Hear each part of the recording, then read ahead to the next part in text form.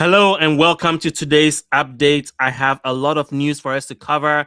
What is the average Social Security benefit at age 65 and how does that compare to the benefit that you are receiving? Now, why is the age 65 very important? Well, it is the age at which most seniors collect Social Security because it is also the age at which you are eligible for Medicare. So most people try to collect both benefits at the same time, but they have been waiting for 3 years because the earliest you can collect Social Security is age 62. And so, if you've waited till age 65, what is the average benefit you would get? I am going to bring that to you shortly. Plus, the Social Security Administration announces significant changes that is going to help Americans. And this is good news. I'm going to bring it to you in today's Social Security news update. Plus, there is one surprising way you could lose out on Social Security in 2026. I'm going to share that with you. Stay tuned. My name is Kwame Kwade. I am a government benefits expert.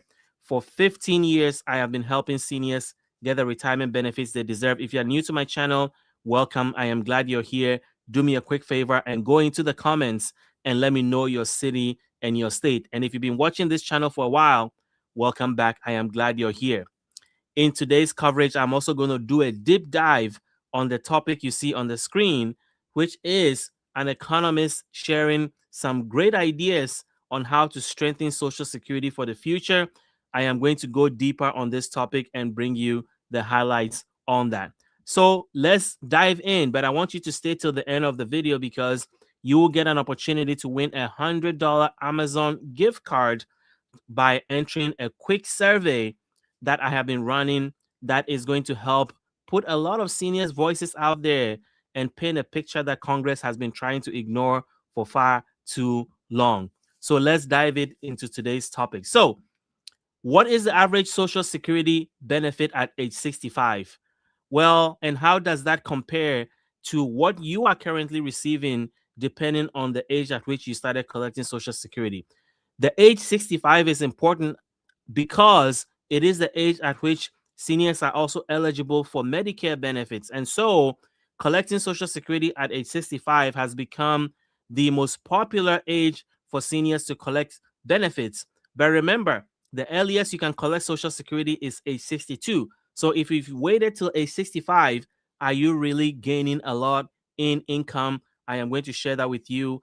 I have an article from Investopedia that highlights this particular story. So let's dive into it. So here is where I got this idea and article from. It says, what is the average Social Security age at 65? How does yours compare? And the article was released yesterday. It was published just yesterday on January the 15th. So let's dive right in. So it says that, at age 65, many retirees find themselves relying on a combination of Social Security benefits and retirement savings to make ends meet. With the average Social Security payment right now at $1,583 per month, that is the average. While Social Security provides a safety net, it was never designed to fully replace income, and for most, it falls short of covering their basic expenses. So the question before today is, what is the average amount at age 65? Well, I will highlight it right here. Excuse me. It says the average Social Security benefit for people at age 65 is $1,583 per month, according to the Social Security Administration, and the amount varies by whether you're a male or female, which should not be surprising. That may be surprising too for some. For men, the average is higher at 1,756, and for women, it's lower at 1,420. And I've gotten this question a lot about why, Social Security benefits are lower for women than men. I mean, there are many, many reasons. But from my research, there are three main things that jump out as to why women generally get a lower Social Security check than men. The first one is time in the workforce. Men generally do not get interruption due to childbirth. Even when they have kids, women generally have to take time off, a significant time off, and Social Security is paid according to your highest earning 35 years of work. And so if you're a female and you have 35 years of work, but there are some years that you took a chunk of time off, your average income there is lower. And some women take time off to raise children. And so if you don't make any income during that time, or you make less income, it drops your average benefit. Also, if you're a homemaker, that also, counts against your benefit because you get a lower benefit. And if you're getting spousal benefit, if you didn't, you know, if you worked at home or you're a homemaker and you get spousal benefits, that spousal benefit is not equal to what your spouse is getting. You are getting up to 50% of what your spouse will be getting at full retirement age. So the system is set up in a way that it generally is unfavorable to women who take time off to work at home, to raise children, to be a homemaker, etc. And so that explains some of the gap. Obviously, there's wage gap between men and women. That is documented. That is a real thing. But there are bigger economic factors at play that causes the gap between how much women receive in Social Security and men. If you have any more to add to what I just said, please let me know in the comment section below.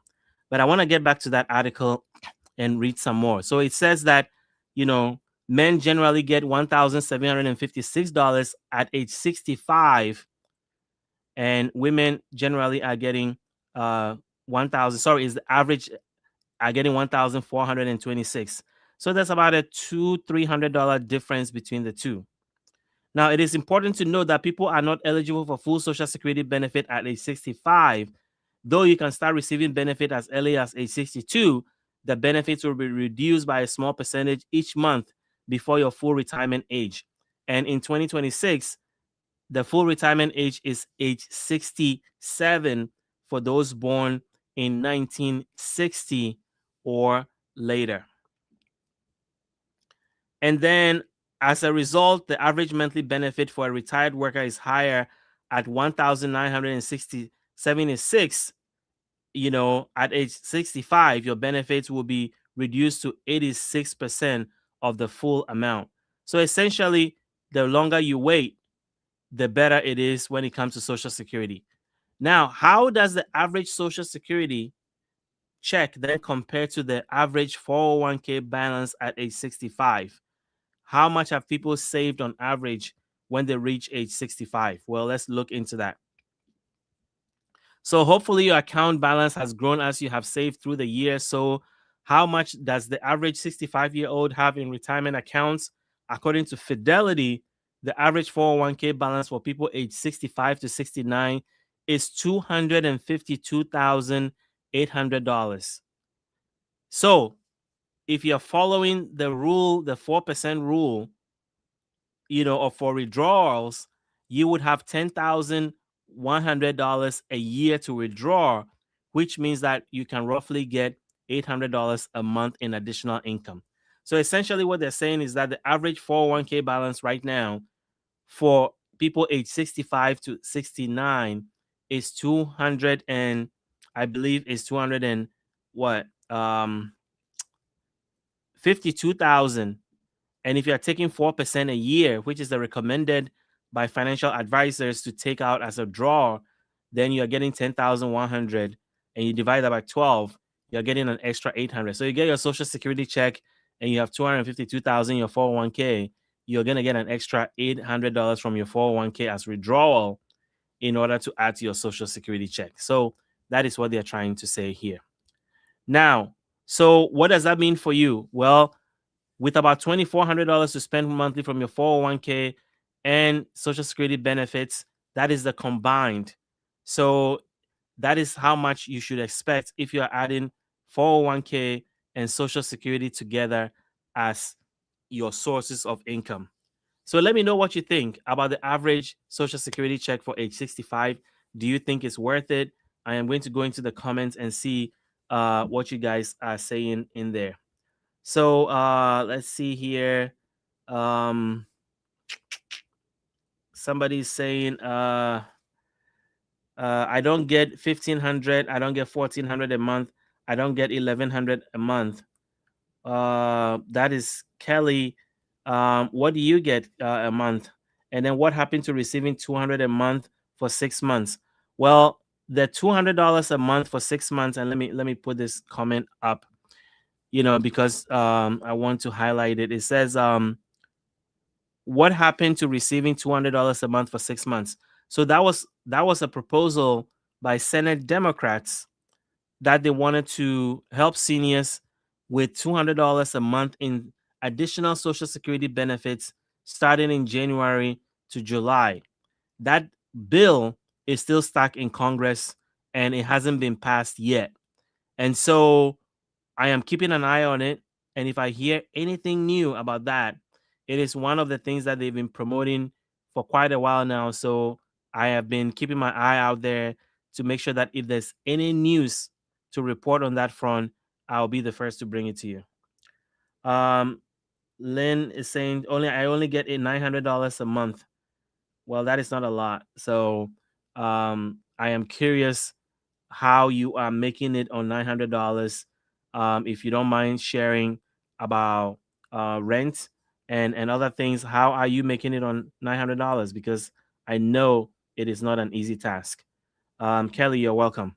So if you have any other questions, guys, drop it in the comment section as I go through my slides and share the news of the day. So the first topic I wanted to cover was regarding this retirement average. So let's go to the next thing, which is the Social Security Administration is announcing significant improvements. We haven't heard good news from the Social Security Administration in a while. And so this is the first significant news that they have shared that is actually believable. And so I want to talk about it. So let me share my screen again and go to the article, which is from Newsweek, and it's talking about the Social Security Administration making significant changes that they think is going to improve the lives of Americans. So it says Social Security announces significant improvements for Americans.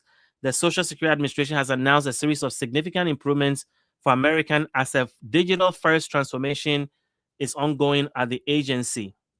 Why does this matter? Well, few programs impact as many people as Social Security does.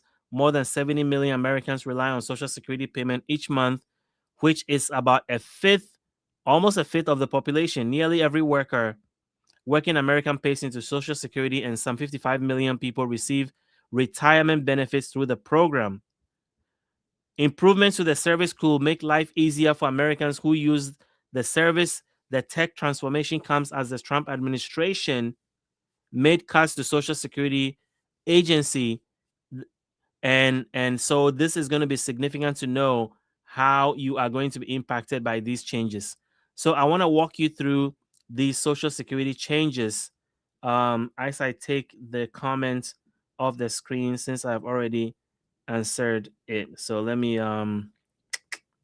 remove that. Okay, there we go. So let's talk about the changes that has been listed on the screen. The first one, let me make sure that I can share this. So the first one is that Americans will now be able to access so let me go back a little bit and give you some background, about this before I even delve into it. So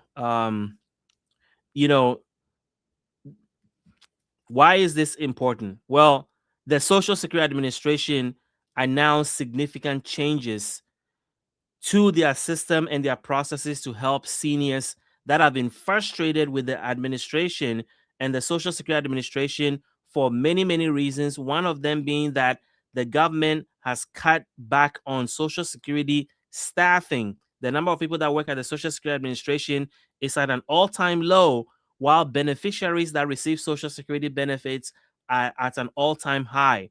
And so that difference in staffing has caused a lot of headache for seniors who want to get on the phone with the Social Security Administration, services that they could have done online previously have become difficult for seniors to do. If you want to schedule an appointment to visit your local Social Security Administration office, it's become impossible to do that.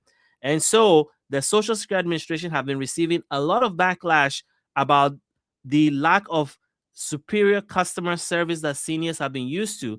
And so when they announce these changes that I'm about to share with you, it is in response to frustrations from seniors about the low quality customer service that the Social Security Administration have been providing.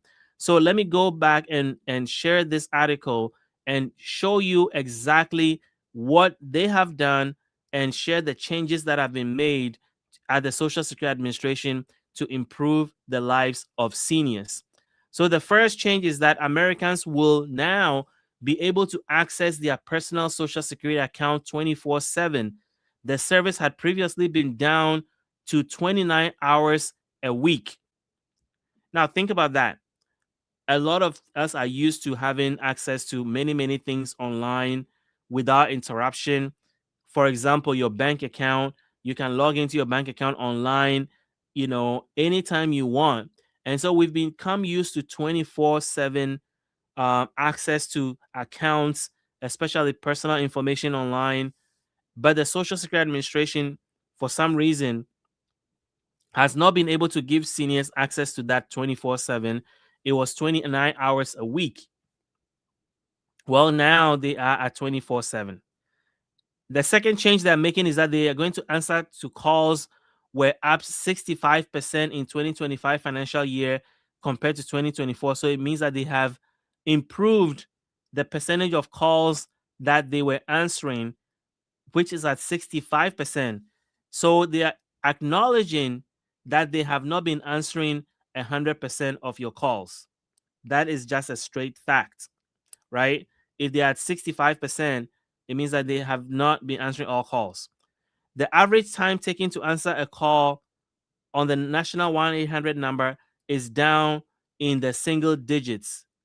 Now, what that means is that they are telling us that they are down to less than 10 minutes in picking up the phone if you call Social Security Administration. And they're saying that that is how long you will have to wait in order to get your Social Security questions answered. So that is step number 3 that they have taken in order to improve their services at the Social Security Administration. The next change that they're making is that I'm going to put it right here. It says that the average wait times for visitors at field offices decreased by almost 30% from 2024. See, these guys are playing with numbers. Like, tell us if you say something has decreased by 30%, but you don't tell us what the baseline is, then we don't know how significant the improvement is. So if the average wait time is 3 hours before and you've improved it by 30% and it's now 2 hours, that is not good enough. So they're sharing information in a way that shows improvement, but they don't tell you what they are improving from. And so we don't know how good it has gotten. And that is important because then if you are somebody that's going to be going to the Social Security Administration office or you've made an appointment to go to that office, it's important to know that they're telling you, hey, how long am I going to wait? Is 30% improvement means that I'm going to wait 1 hour? Or is 30% improvement means that I'm going to wait 10 minutes? Or does it mean I'm going to wait 3 hours, 6 hours? What are we 30% improving from? That is what I want to know. And we don't have that information. So I am not very impressed with how they have packaged this information. It shows that they're hiding something. The next improvement is those who have an appointment wait an average of 6 minutes to be assisted. Those who have an appointment, if you don't have an appointment, they don't tell you how long you have to wait. There has been a significant decrease in pending inventory of disability claims, down by a third from an all-time high of 1.26 million pending claims. So here they give us some numbers. So they were at an all-time high of 1.26 million pending disability claims. They are saying that it has been significantly decreased, but they are not telling us by how much. Is it 50% decrease? Is it 90% decrease? So here again, they are giving us information without giving us information. And I'm not impressed by how this information has been packaged because it doesn't tell us much. And then more than 3.1 million payments, which total 17 billion, were sent out to beneficiaries under the Social Security Fairness Act. That is something that they have been struggling to honor all day, all year. And so it looks like they've finally been able to do that. So if you're one of those people that received payment from the Social Security Fairness Act, then congratulations to you. So, guys, that is the improvement that the Social Security Administration said they've made to their system. Let me know your thoughts in the comment section below. What do you think? Do you think these changes are enough to turn things around? What has been your experience when you go to the Social Security Administration? Has it been a positive one? Let me know in the comments.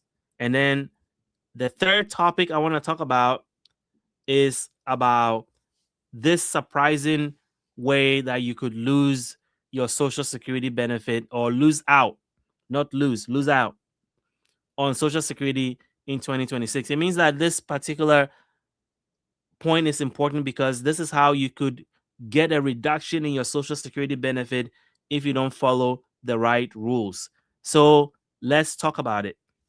So I'm going to share another article with you that caught my eye today, and I wanted to bring it in my report on my show today. So this is regarding working and receiving Social Security. So it says working during retirement is a great way to boost your income.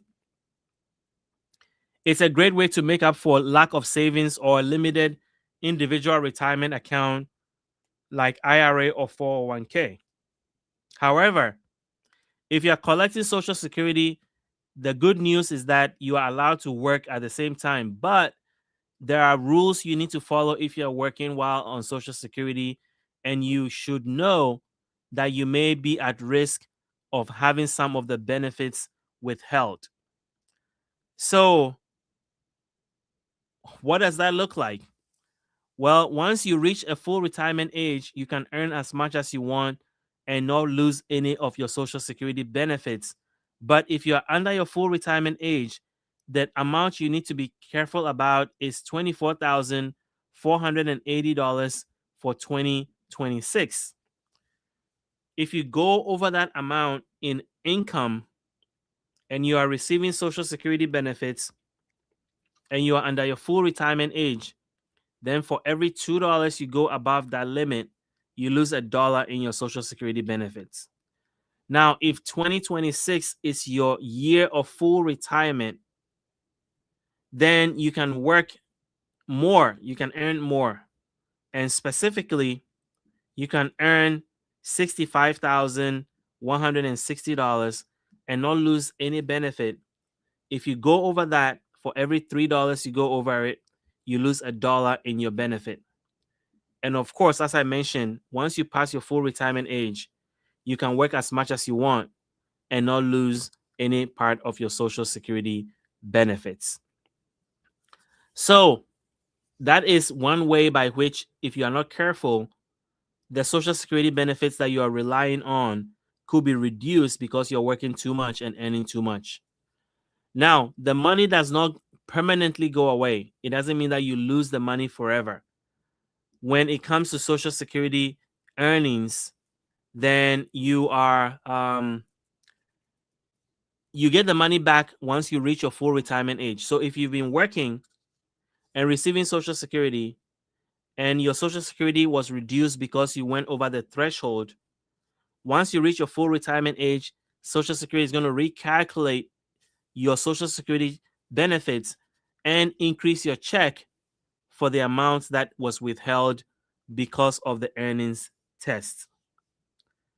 So let's look at here and see the comments if anybody is saying something here that we want to highlight.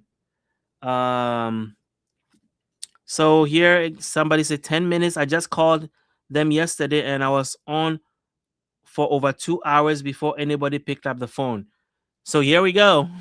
So that's why I'm saying I don't trust the numbers, because they are kind of playing around with words and are not giving you the straight numbers. So I am not surprised that your experience is different from what they are saying they are doing. So thank you for sharing that. I really appreciate that. Um, and here is another. So Kelly, you responded. You said I get 1,014, and 97% of that goes to rent. Okay, so you have 3% for everything else. I have more questions, but I'm going to leave it at that, because I mean, this is really um not surprising, because I have seen stories similar to yours where when people pay their rent, there is not much money left, and the question is, how are people surviving on $1,000 a month when prices have gone up and stayed up for so many things, which we can all name. I mean, I was talking about electricity here, and my electricity bill, has gone up from what was like maybe $450, which is high, but I live in a state where electricity bills are generally high, and it's almost now almost $790. And the electricity company here in Maryland, BG&E, have set up a fund because they know that people are going to stop paying their electricity bill, because the increases that we've seen here in Maryland is astronomical. So I know that everybody is feeling that in many, many areas: electricity, food, transportation, groceries, medical care, everywhere. So, uh, here is an interesting fact. This is Patricia Thompson. Social Security was never meant to be the sole source of income. Why didn't people save or invest for retirement? Well, I don't know if you are ready for this long conversation, but let's have it. So, I think that, yes, Social Security was not designed to be the only source of income. But for a lot of people, it is, because of how, life has played out. If you are working in a low wage job, number one, you are barely making enough money to feed your family. Number two, a lot of people were working in jobs that do not offer retirement benefits or opportunity to even save for retirement.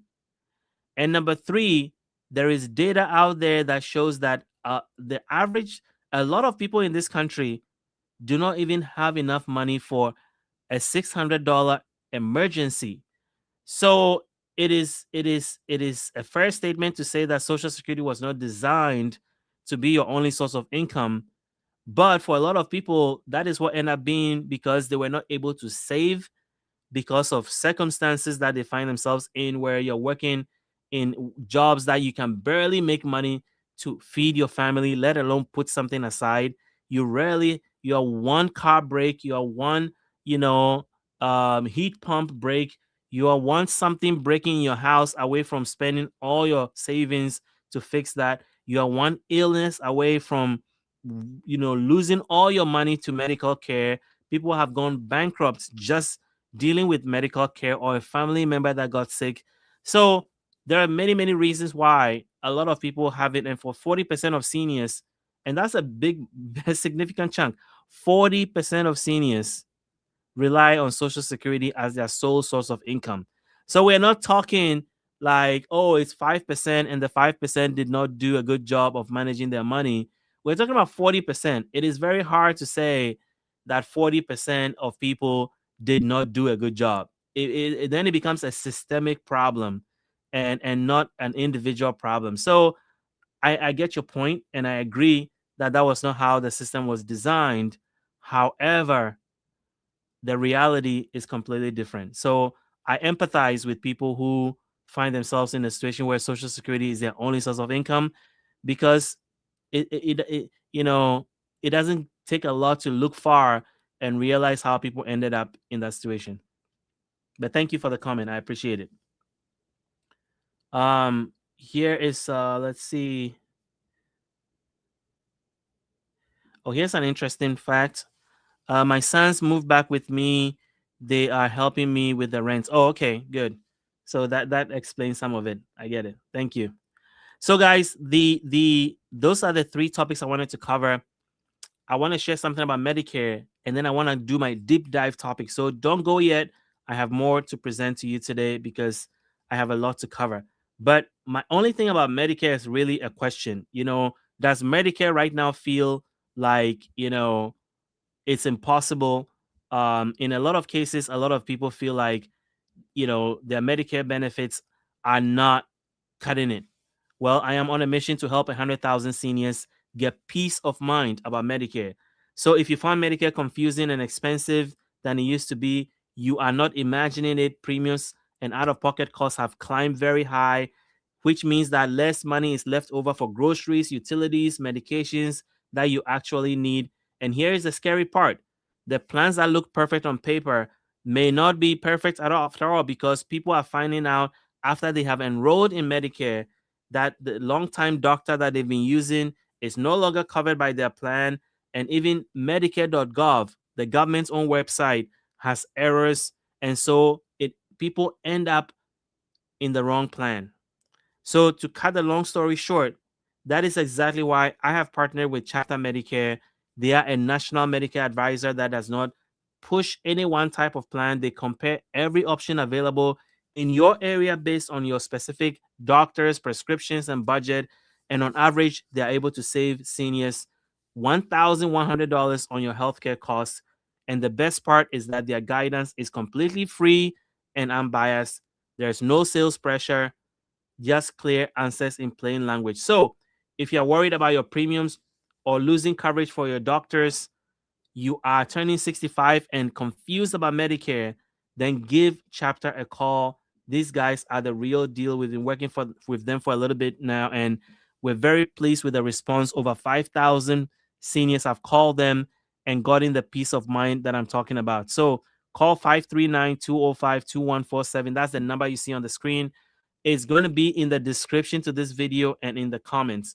Now, if you don't want to call and you would rather that they call you, then fill out the form in the comments and in the description at askchapter.org/insider, and they'll reach out to you and answer your questions about Medicare.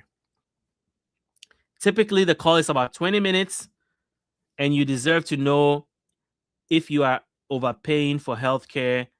And here is the last part I want to leave you with. You have worked hard and earned your Social Security. 35, 40, 50 years of working, you've earned your Social Security. You owe it to yourself to make sure that Medicare is not taking more money from your Social Security check than it should. So give Chapter a call today. Over 5,000 of our viewers have all called them for that peace of mind that I'm talking about. So next, I want to talk about a particular article that I read about fixing Social Security for the long haul. And I want to share some of that with you. So I'm going to skip my presentation and go to that. So an economist shares ideas about how to strengthen Social Security for the future. And that is my deep dive today. A deep dive topic means that is a topic that I want us all to learn something that is going to help us understand Social Security better so that we're prepared for what is coming. And it's a quick update on that. So let me pull that article and then we will go to that. So this is from a Stanford report. It says Social Security is projected to be depleted by 2033. Two Stanford University experts lay out a partial solution. And then they have this nice little graphic here about retirement, which I think is cute. So what is this about? Well, so they're saying that in 2026, Social Security is largely running the same playbook it did as it was created. One with a bias towards single income marriages, a fertility rate about double what it used to be today, and a lifespan that have busted through like a jello. So essentially, they're saying that things have changed, but things are not working as they should. So, what would they want us to do regarding this? Well, the first solution that they are proposing is, to increase the Social Security payment rate. Now, if you've been watching my channel for a while now, you know that when it comes to Social Security, there are three things that I'm recommending that could be solutions. Number one is to remove the cap on payroll so that everybody pays taxes on their Social Security benefits. Number two, to take increasing the Social Security retirement age off the table. And then number three, not touching cost of living adjustment. In fact, I want cost of living adjustment to be improved, and the formula should be changed so that seniors will get more money that is representative of the inflation that they are actually facing. And so, what these guys are saying is that they want to see three particular solutions. And here's what they're saying is that when it comes to Social Security, the government does not take your money and then put it away in an account that is sitting there for you. Technically, they do, but that money is not sitting there. It is paying somebody else's Social Security as you pay into it. So when you retire, somebody is supposed to be paying yours. Actually, not somebody, a couple of people are supposed to be paying your Social Security benefit. But that number is dwindling. It used to be 5 people supporting every retiree. Now it's 2.8. So that is a problem, and that is why the Social Security Trust Fund is being depleted. And so the solution to this problem is to bring in more money into the Social Security system. So this article is showing that how it should be done, and I'm going to share you very quickly what they are suggesting. So here we go. Hold on, bear with me for a second. So the big idea in this report is that they want to make sure that when the Social Security Trust Fund is depleted, that Congress does two things. Number one, increase the Social Security cap, whatever they can choose between 250, 400,000, 600,000, but increase the number of people that are paying into Social Security. That is the first one. And then number two, which is very controversial, that people have been saying that I disagree with, is to raise the Social Security payment rate. That is going to cause a lot of problems.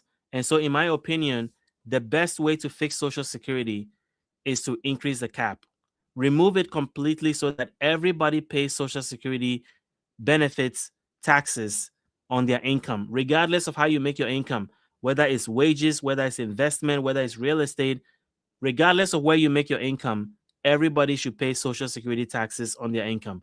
That is my opinion, and I'm sticking with it. Let me know your thoughts in the comments. How do you think Social Security should be fixed? And what would you do to fix Social Security for the long haul? I want to hear from you in the comments. Now, I talked about giving you an option to win $100 gift card, and let's talk about it because here it is. It's an Amazon gift card, and it's because I have a survey that I have been trying to get 1,000 seniors to fill out so that I can publish my survey and share how seniors are living in retirement. It will take you a few minutes. You will see the link in the comments, and you see the link in the description. And once you fill it out, you have an opportunity to share your thoughts with Congress about what you think they should do about Social Security and Medicare, and I'll enter you in a chance to win $100 Amazon gift card. But a lot of you did fill it out, so I'm going to share some of the feedback that I received from seniors that have filled out their survey. Here's one of them. It says, the big beautiful bill in Congress did not include a larger Social Security check every month for those of us who fall at or below the poverty line. In general, we need several $100s a month more in our checks to even try to keep up with inflation. Why did you forget about us in the bill? So that's one comment that I received. Here's another one. I worked 50 plus years and now live in poverty with $996 monthly. I am 76 with heart health problems. I live alone and cannot work. Here's another one talking to Congress, and I'm going to remove the chapter banner so that you can see the entire comment. So this person is saying that you people, meaning Congress, have been extremely self-centered because you have plenty to live on and you don't seem to give a damn about us poor folks who are in the situation through no fault of ours.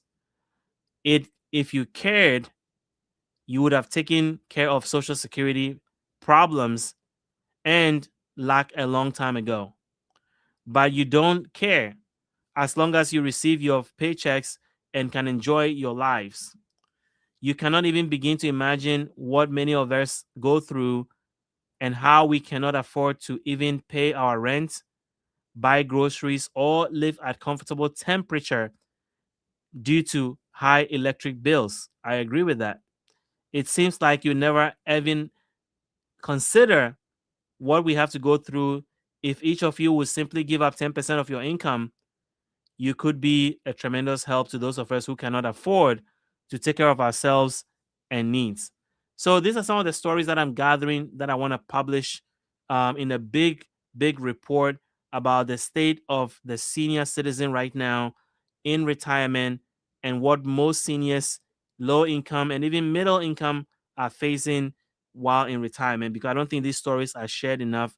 So if you're interested in filling out the survey, go into the description to this video. You see the link and you can fill out the survey and you'll be entered to win $100 Amazon gift card.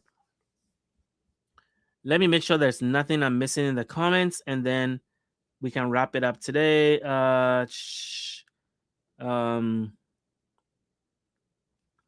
Here's another comment. And tell the government to pay the Social Security back that they took. That would help. Well, that is a very popular topic, and I don't disagree with you. I think money, the government has borrowed from Social Security a ton. So, yes, that's true.